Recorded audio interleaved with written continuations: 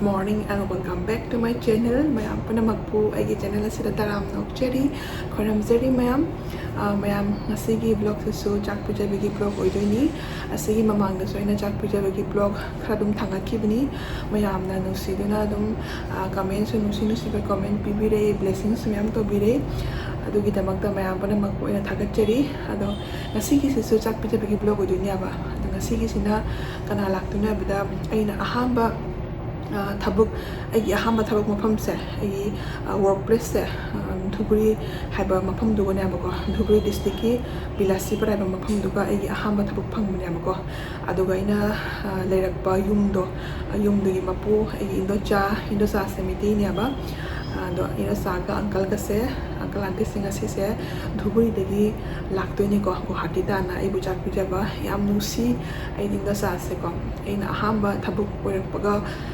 haidi dhuburi se sige khoi Guwahati di yam thabe ba 6 to 7 hours to my chang ne ba ado ahamba da ina khandi khalam me ba ko thapi ado tawroi sira job se na kona bu second phase ta mu yenga sira try tawra sira ngai sira ina first phase ta phang mani na ko ado Endocha da ina Endocha se hana dumaina dhuburi de lay na khangam de ba ado goi dum phone tawna na contact tawna na last ta dum mede amadi lay ko ina ko Endocha lay bani na last ta Endocha contact tawna ga ado yamata chana su school su mu gi manak ta dum tare ba ado na Endocha ma lay bagi tamakta mede ama lay na khang pagi tung da ba ko aina job to join taw gi do matra di join taw ram ba duk thap na ko adai transfer lak bane ba I bor peta da 3 years mung le mi ada adai di siga transfer lak bane ba ado 3 years le rak pase me am isa gi yum dubai na ya freely oina ko edi yamna nusi jaba ko mo su ebu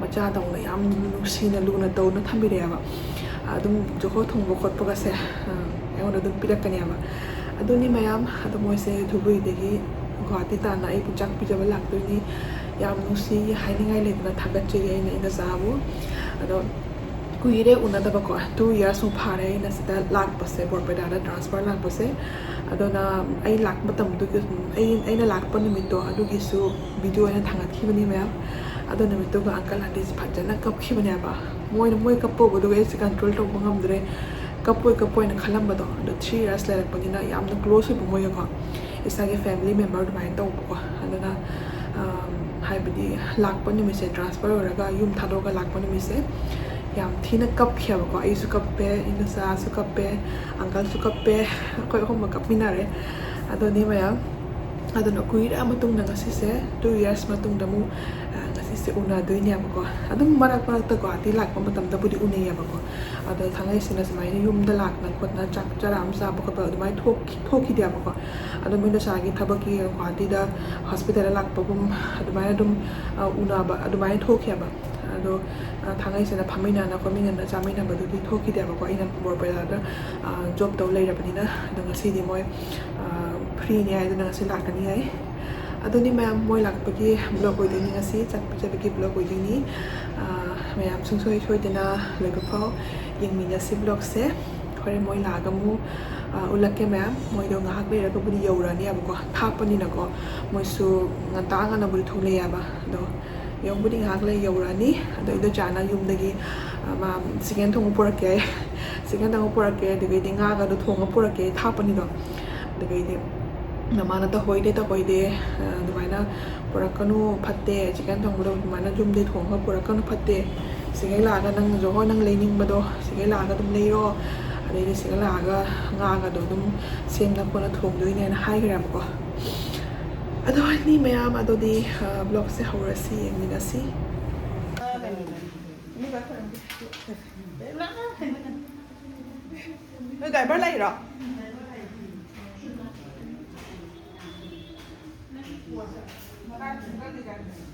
Uncle di kai.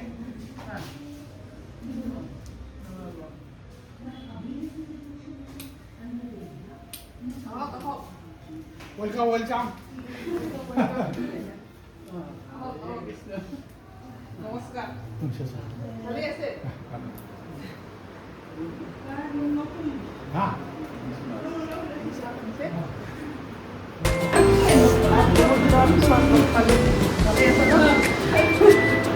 Kilo यानी बोला इसमें kilo तो बोली है आप पूरा 90 भी बोल वहाँ लोगों ने 90 लेते हैं हाउस कोड चालेल एक शो आधी खाली आहे आता किती पडतो आहे इथं सारा एक इथं तो कोंबडा दिसतो हां कोंबडा कोंबडा ओ कोंबडा ये आपण इथे किती असतो ना किती तू वीडियो देखा पाहिजे ना किती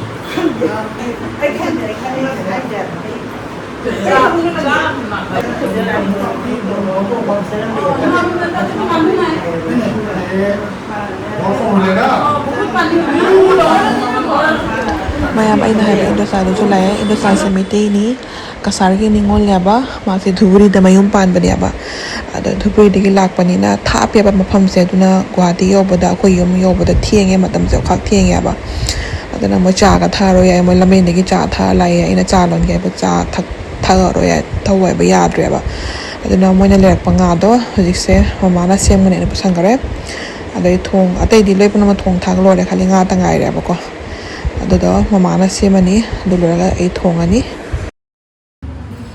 se lere mayam Endocha na ngasi pubirei se ilisani chawre nga se doi sina mayum gi ngon gi na tani toni go moi toni go yam phujabani hai toni go dugai di moi gi ngon gi bote tani siga karon leire heno ju mayum gi ni moi heno phagana pan bani maninda Be asina pundon se jumayum gini. Sele asina alu bubire, ciang bubire. Sele re ma'am athum busu bubire. Basina sele re gulab jamun ama leire, sida ama leire. Athum base. Sangom se botol ani ka bubire ma'am moi gi san lei bani aba. E hana lei ringa de moi san gi sangom tham jalsi botol ani bubire. Hana moi do lei ngai da moi di dum sangom lo thai ya bai lei dia ba sangom chu pu bi le ma na mayum gi ta ni ma pu yi sin se pa ni lei ba yaw de sa le nga su cham na loi re mayam hoji ge fry taw la ge inda joy nga hak pothari ya ba du matam du ga I fry taw la ga thong ga tam taw la ge ya ma se kwa ating ma se su Endocha na pu bi re ni mayung gi na ba mai kwa se phadana pan ni mayung gi kwa ting masiga pana hi mayung gi ni hogram pu bire mak panang ko le de hujara ni mama kwa sa hana mama ma ku bire ba nung bukan mo se thaya taw se de le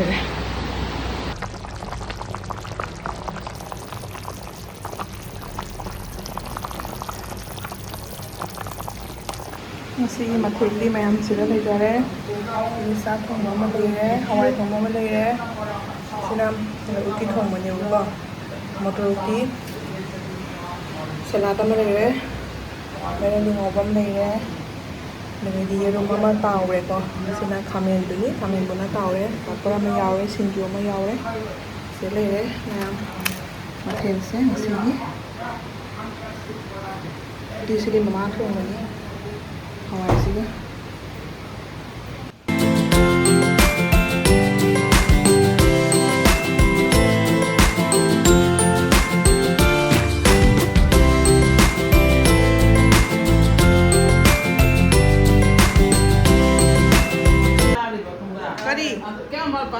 Kari pono. Pana zaman kare nang pana ado ya balik pana ado patla ni ba. Kamu baru office ni. Mau pana. Coba apa itu? Kamu cuma nak kan itu tanggal lagi. Sini aku angkal. Nah. Ada ini. Oh isi nggak hap ini. Oh isi. Isi. Jadi Endocha. Kuya matulog na rin ko. Sige ani 2 years. Probably 2 years sa bisot log peso na. Kya? माता माता पापी ने क्या करो Ay nahaling nga pizza mi am. Sunjuse. Ay lag pa rin mo cha phang dire. Minute kal liya ba sunjuse mo se. Kemela ne ba? Babli খোৱা লাজ নকৰিবা ভাজি ভাজি খাবি ভাত আছে খাবি দাদা খাব লাজ নকৰিব আইতা কৈছে ন খাম এতিয়া ꯃꯌꯥꯝ ꯑꯁꯤꯅ ꯆꯥꯛ ꯆꯥ ꯂꯣꯏꯔꯛꯄꯒꯤ ꯗꯣꯏ ꯈꯔ ꯄꯤꯖꯒꯦ ꯑꯩꯅ ꯆꯥꯎꯏꯗ ꯃꯣꯏ ꯆꯥꯛ ꯆꯥꯔꯤ ꯍꯧꯖꯤꯛ ꯂꯣꯏꯗꯣꯔꯦꯕ ꯒꯥꯔꯤ ꯈꯤꯇꯪ ꯁꯣꯜꯂꯕꯗ ꯈꯤꯇꯪ ꯀꯩꯅꯣ ꯁꯅꯥꯗꯣ ꯀꯣꯟꯅ ꯂꯥꯛꯇꯣꯏꯕ ꯀꯣꯟꯅꯅꯦ ꯅꯣꯡꯃꯩ ꯍꯥꯏꯇꯥꯔꯦꯅꯦꯀꯣ ꯁꯃꯥꯗꯒꯤ ꯆꯪꯕꯗ ꯈꯣꯡꯖꯣꯝ ꯂꯥꯏꯒ ꯑꯗꯨꯅꯅꯦ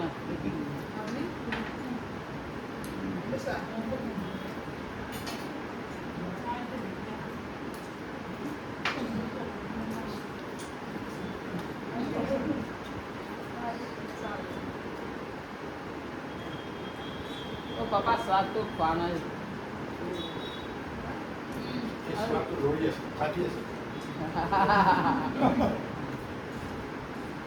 Mobile juga atau shop mau dia ba. Ai kano ini dia haite madu moi kano dia ini dia haite. Ah, han madu dia haite. Ah.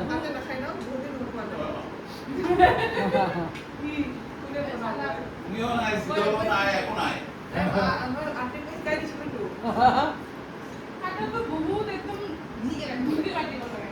Goroi mas deh, kola tu.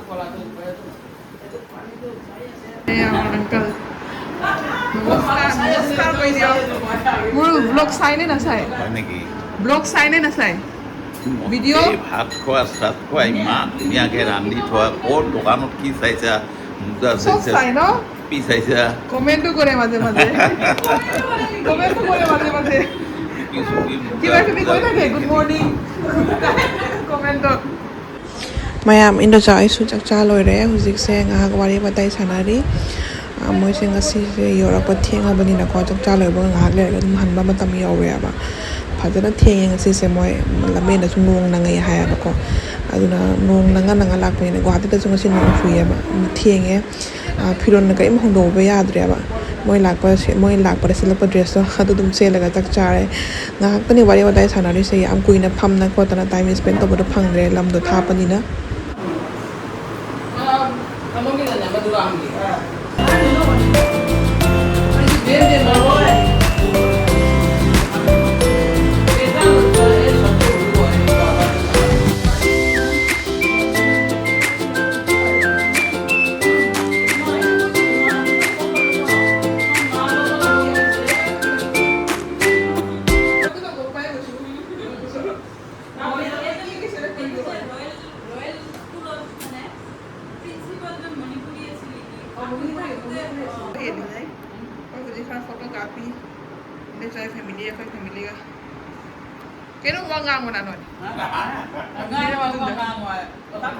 কিবা এটা ক'ব লাগে ন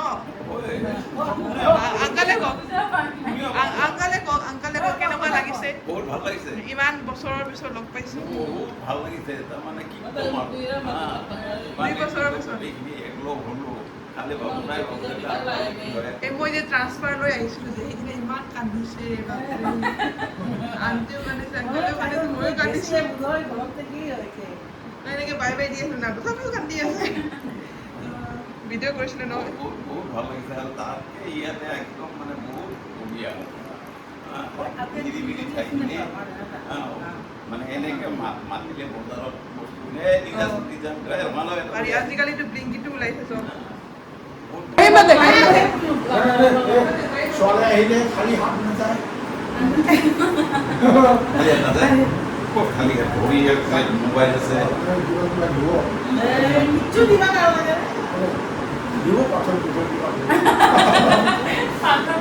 আৰু আহিলে লাগিব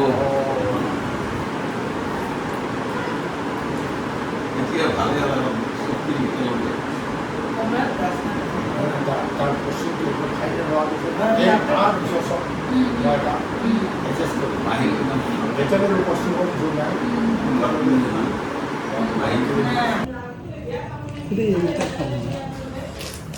sina uncle da khude ma hapirani sina babli ki journey ni aba moirang ka ba kaina si moirang ka fancy de legi bani thi journey se sina babli ki hapirage sina ꯁꯥꯔꯤꯁꯤꯅ ꯏꯟꯗꯣꯆꯥꯒꯤ ꯍꯥꯞꯄꯤꯔꯒꯦ ꯁꯤ blouse ꯄꯤꯁꯤ ꯌꯥꯎꯔꯦ ꯁꯤ ꯂꯩꯔꯦ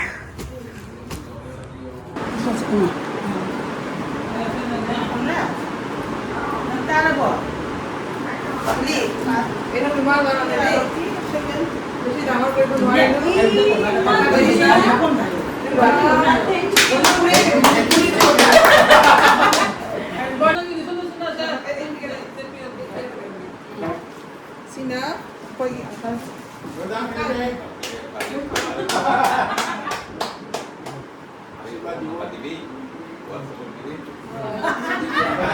Sino balik ko rin tayo? Hindi, ito sa akin, ito sa akin.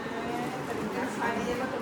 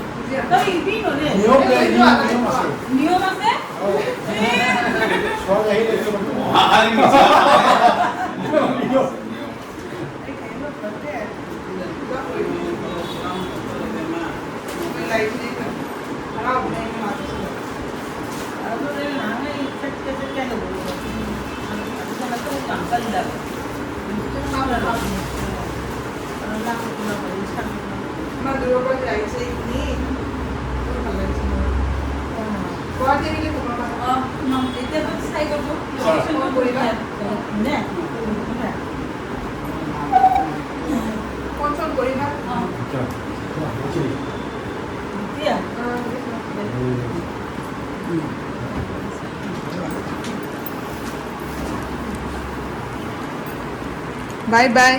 Bye. Ako lokpang. Ako lokpang. Kumhar, eh di kumhar lagi. Saya dah go exercise lah. Body tu upor Yoga করছিল না? Yoga di mo ba? Saya dah go. Moi চাইছো status দিছিল নহয়। কোনে video বনাই দিছিলে? তুমি বনাইছো। ও পুরা রোবট পুরা এক্সারসাইজ।